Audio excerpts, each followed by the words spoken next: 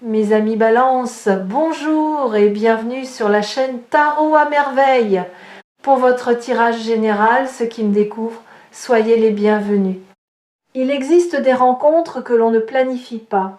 Des connexions qui arrivent par un chemin de traverse à un moment où vous n'attendiez plus rien de particulier ou peu être précisément parce que vous aviez cessé d'attendre. Ces connexions-là ont une texture différente des autres. Elles portent quelque chose d'indéfinissable, une qualité de reconnaissance, comme si quelque chose en vous savez déjà, avant même que votre esprit ait eu le temps de formuler quoi que ce soit. Ce que nous allons explorer ensemble aujourd'hui, c'est exactement ce type de connexion. Une présence qui a été placée dans votre chemin non pas par hasard, non pas par coïncidence, mais par quelque chose de plus vaste, de plus intelligent que ce que nos esprits humains peuvent pleinement saisir. Appelez cela Dieu, l'univers, la providence, la force du destin. Le nom importe moins que la réalité de ce que vous ressentez quand vous touchez à cette vérité. Et la vérité, la voici, quelqu'un vous recherche activement avec une intention claire et une énergie qui ne faiblit pas. Bienvenue sur Tarot à merveille. Laissez ce message faire son chemin en vous. Pour commencer, je veux déconstruire quelque chose. Un mot, un seul, rechercher. Parce que ce mot est au cœur de tout ce qui se passe autour de vous en ce moment et il mérite qu'on s'y arrête vraiment, qu'on le retourne dans tous les sens pour en extraire toute la richesse. Rechercher, ce n'est pas attendre.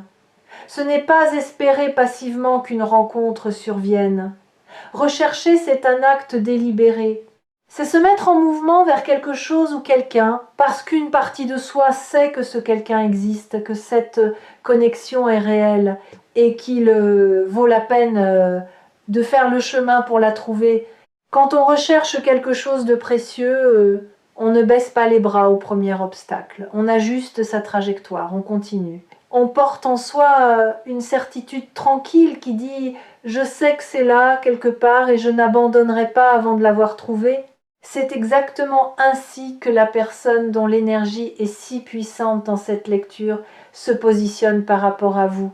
Non pas dans une posture de chasseur ou de conquête, ce n'est pas cela, mais dans celle de quelqu'un qui sait que vous existez dans son univers, que la connexion entre vous est réelle et significative, et qui avance vers vous avec une détermination douce mais absolument constante. Maintenant, parlons de Dieu ou de cette intelligence supérieure, cette force organisatrice qui tisse les fils invisibles de nos vies d'une façon que nous ne comprenons souvent qu'après coup. Il y a des moments dans une vie où l'on regarde en arrière et où l'on voit avec une netteté saisissante la logique cachée derrière des événements qui semblaient sur le moment n'avoir aucun sens. La rupture qui vous a brisé le cœur et qui rétrospectivement vous a libéré pour quelque chose de bien plus grand. Le détour professionnel qui vous a amené exactement là où vous deviez être. L'ami perdu de vue est retrouvé au moment précis où vous en aviez le plus besoin. Ce n'est pas du hasard, c'est une architecture patiente, intelligente, qui respecte votre liberté tout en tissant autour de vous un destin qui correspond à ce que vous êtes profondément.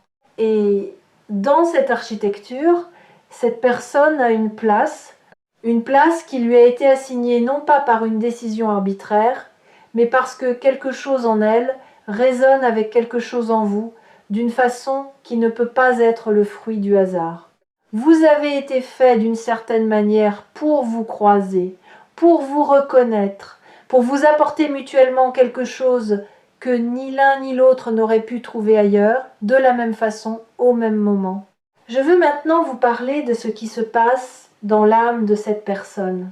Parce que ce que je ressens n'est pas seulement une attirance superficielle ou une curiosité passagère. Ce que je perçois, c'est une profondeur d'intention qui est assez rare pour mériter d'être nommée clairement. Cette personne pense à vous différemment des autres présences dans sa vie. Vous occupez un espace particulier dans ses pensées, pas envahissant, pas obsessionnel, mais persistant. Comme une note de musique qui continue de résonner longtemps après que la mélodie s'est arrêtée. Elle peut être en train de faire une chose tout à fait ordinaire, préparer un repas, marcher dans la rue, s'endormir le soir, et quelque chose la ramène à vous, une sensation, une image, le souvenir d'une phrase que vous avez dite, d'une façon que vous avez de regarder les choses.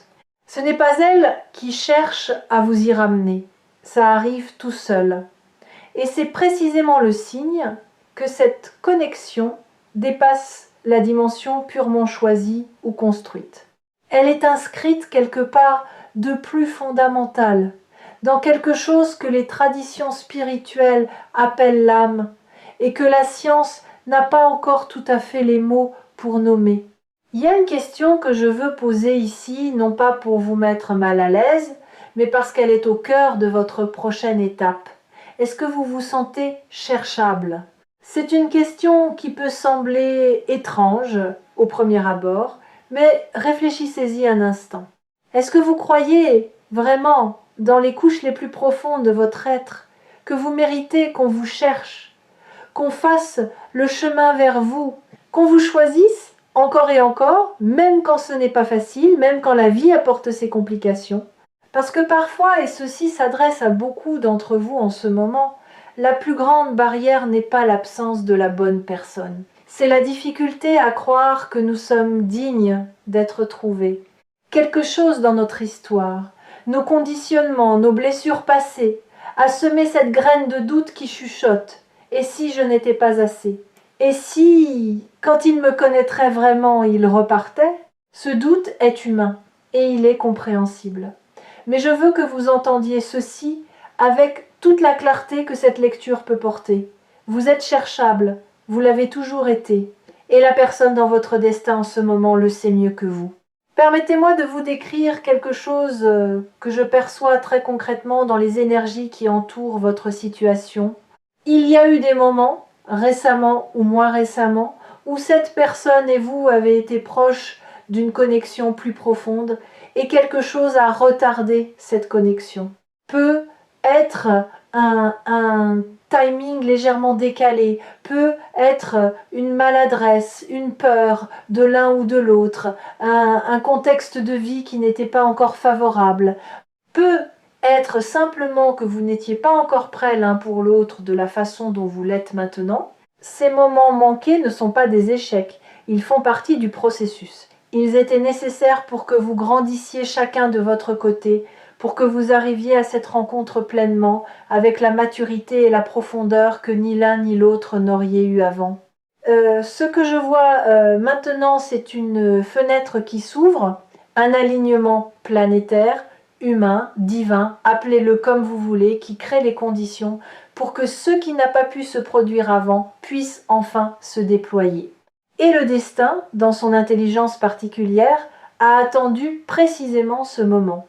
Ici, sur Tarot à merveille, nous parlons souvent de destins amoureux, et ce qui rend cette lecture exceptionnelle, c'est la nature de l'intention portée par cette personne envers vous. Elle ne vous cherche pas pour combler un manque, elle n'est pas animée par la solitude ou la peur de rester seule. Ce qui la porte vers vous, c'est quelque chose de beaucoup plus pur, une reconnaissance, une sensation, au fond d'elle-même, que vous êtes quelqu'un d'important pour son chemin de vie. Pas de façon romantique et floue, de façon concrète, ancrée, réelle. Elle vous cherche parce qu'elle perçoit en vous quelque chose qu'elle n'a pas trouvé ailleurs. Une façon d'être dans le monde, une profondeur, une authenticité, peut être même une fragilité que vous cachez soigneusement, mais qu'elle devine et qui lui inspire non pas de la pitié, mais une forme de tendresse protectrice. Ce que cette personne veut vous offrir, c'est un espace dans lequel vous seriez entièrement visible et entièrement en sécurité au même moment. Ces deux choses ensemble, être vu et être en sécurité, c'est l'essence même de ce que l'amour peut offrir de plus précieux. Je veux maintenant parler de quelque chose qui touche à votre propre rôle dans ce qui se prépare. Parce qu'un destin, aussi beau soit-il, se vit à deux. Et vous avez une part active à jouer. Il ne s'agit pas de faire des efforts extraordinaires, ni de vous transformer en quelqu'un d'autre. Il s'agit d'une chose beaucoup plus subtile. Restez présent à vous-même. Continuez à vivre, à vous nourrir, à cultiver ce qui vous rend vivant, vos passions, vos amitiés, votre relation à votre propre espace intérieur. Ne pas vous mettre en veille dans l'attente de cette personne. Parce que c'est justement quand vous vivez pleinement votre propre vie que vous émettez l'énergie qui attire à vous ce qui vous est destiné. Ce n'est pas un paradoxe. C'est une loi spirituelle qui se confirme encore et encore. On attire ce qui résonne avec notre propre vibration. Et votre vibration en ce moment, quand vous êtes aligné avec qui vous êtes vraiment, est d'une beauté et d'une puissance remarquable. Alors continuez, soyez vous-même avec courage, faites les choses qui vous font du bien, prenez soin de votre corps, de votre esprit, de vos liens. C'est la meilleure préparation possible à ce qui vient. Il y a une dimension de cette lecture que je n'ai pas encore abordée et elle est importante, la dimension de la foi. Non pas la foi au sens dogmatique ou institutionnel, mais la foi dans son sens le plus nu et le plus humain. Cette capacité à continuer d'avancer même quand on ne voit pas encore où le chemin mène. À faire confiance au mouvement de la vie même quand les preuves extérieures sont encore discrètes. À tenir debout dans l'espace entre ce qu'on espère et ce qu'on peut voir. Vous avez cultivé cette foi. Même dans vos moments de doute, et il y en a eu, je le perçois dans votre énergie, vous avez continué d'avancer. Vous avez continué d'espérer, parfois de façon presque honteuse, comme si espérer était une naïveté. Mais ce n'était pas de la naïveté, c'était de la sagesse. L'espoir n'est pas une faiblesse. C'est la façon qu'a l'âme de maintenir une connexion avec ce qui lui est destiné, même quand la réalité concrète ne montre pas encore les signes extérieurs de ce destin. Et aujourd'hui, les signes arrivent. Parlons de ce que cela signifie concrètement d'être dans le destin de quelqu'un. Le destin n'est pas une cage. Ce n'est pas une histoire écrite à l'avance dans ses moindres détails, où chaque geste est prédéfini et où vous n'avez aucune marge de manœuvre. Le destin, tel que je le comprends et tel que je le lis dans ces énergies, c'est plutôt un terrain fertile, spécialement préparé pour que certaines semences y poussent des semences qui ne pourraient pas germer aussi bien ailleurs. Vous et cette personne êtes les co-créateurs de ce qui va se construire. Dieu, l'univers, a préparé le terrain. Il a orchestré les circonstances, les synchronicités, les rencontres, les moments de timing parfait. Mais c'est vous qui allez planter, arroser, prendre soin de ce qui grandit. Et c'est là que réside la beauté profonde de cette aventure. Elle ne vous est pas imposée, elle vous est offerte. Avec tout ce que le mot offrir contient de liberté, de grâce et de générosité. Je perçois dans votre énergie quelque chose que je veux nommer avec beaucoup de soin. Une lassitude que vous portez avec dignité. Vous avez peut-être vécu des déceptions amoureuses qui ont laissé des traces. Pas des cicatrices horribles, pas des traumatismes qui vous définissent, mais des traces légères, comme le souvenir d'un froid qu'on a eu du mal à chasser. Une légère réticence à croire trop vite. Une petite voix qui dit « Attends de voir quand quelque chose de beau se profile ». Cette prudence est sage. Et je ne vous demande pas de l'abandonner. Je vous demande juste de lui laisser un peu de place à côté de quelque chose d'autre. La permission d'être touché. La permission de laisser cette personne, son attention, sa recherche vers vous, vous atteindre vraiment. Pas tout de suite, pas en une fois, mais progressivement, comme on laisse entrer la lumière dans une pièce en ouvrant les volets peu à peu, pour que les yeux aient le temps de s'adapter sans être aveuglés. Il y a quelque chose d'extraordinaire qui se produit quand deux personnes qui ont été placées l'une dans le destin de l'autre se reconnaissent enfin. C'est pas toujours spectaculaire, ce n'est pas toujours accompagné de musique dramatique et de révélations fracassantes. Parfois, c'est une conversation qui dure plus longtemps que prévu et dont vous sortez en vous sentant étrangement complet. Parfois, c'est un silence partagé, qui n'est pas inconfortable, au contraire qui est habité. chaleureux, comme si ce silence disait plus que des heures de discours. Parfois, c'est simplement le fait de se retrouver à penser à quelqu'un au moment précis où cette personne pense à vous. Ces petits miracles de synchronicité sont les signatures du destin, les façons qu'a l'univers de vous dire « oui, vous êtes sur la bonne piste, continuez ».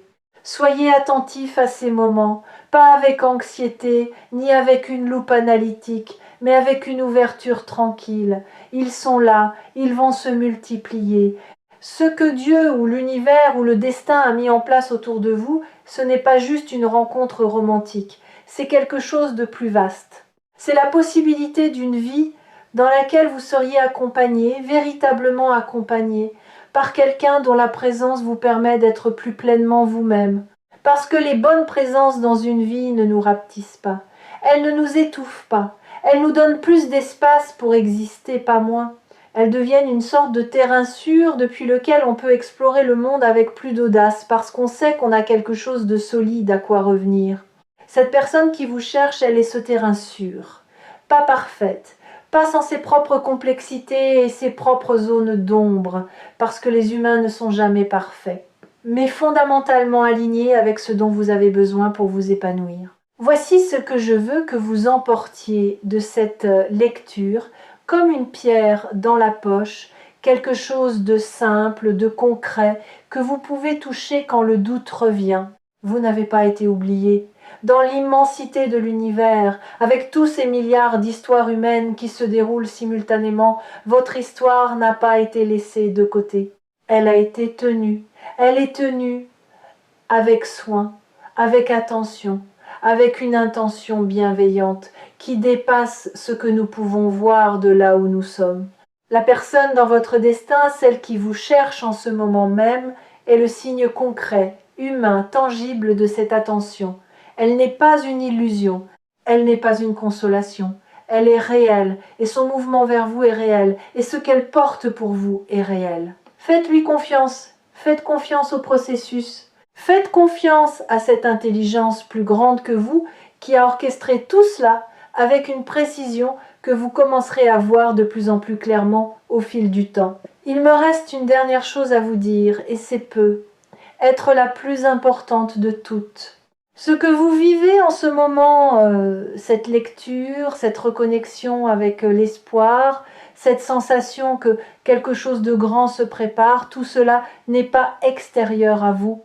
Il ne s'agit pas d'attendre qu'une présence extérieure vienne vous sauver ou vous compléter. La personne dans votre destin vient enrichir ce qui est déjà là. Ce qui est déjà là, en vous, c'est quelque chose de complet, quelque chose de précieux, quelque chose qui mérite d'être cherché, trouvé, chéri. Et le fait que quelqu'un ait été mis dans votre chemin pour vous rechercher, c'est simplement le reflet dans le monde extérieur de ce que vous êtes intérieurement. On ne cherche pas quelque chose qui n'a pas de valeur. On ne traverse pas des distances, on ne surmonte pas des obstacles, on ne garde pas quelqu'un dans ses pensées nuit et jour si ce quelqu'un n'est pas profondément précieux.